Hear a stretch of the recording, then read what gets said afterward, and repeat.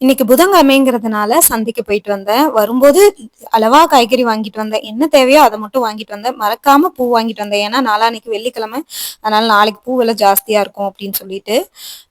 நான் ஒரு விஷயம் உங்ககிட்ட கேட்கிறேன். லைஃப்ல உங்களுக்கு ஏதாவது ஒரு விஷயம் நடக்கும்னு ரொம்ப நம்பிட்டு இருக்கீங்க. கடைசி நேரத்துல அந்த விஷயம் நடக்காம போனா, நீங்க ஃபீல் பண்ணி அதே மனநிலையோட இப்படி நான் ஆயிடுச்சேன்னு சொல்லிட்டு உட்கார்ந்துருவீங்களா? இல்ல அது கிடைக்கிற வரைக்கும் நீங்க போராடுவீங்களா? அப்படிங்கிறத சொல்லுங்க.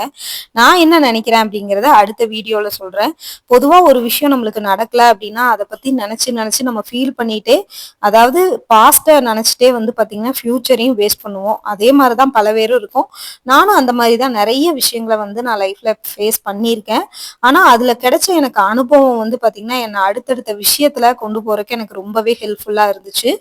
நீங்க எந்த மாதிரி நெனைப்பீங்க அப்படிங்கிறத தெளிவா சொல்லுங்க. கமெண்ட்ல சொல்லுங்க. நான் என்னோட ஒப்பீனியன அடுத்த வீடியோல சொல்றேன்.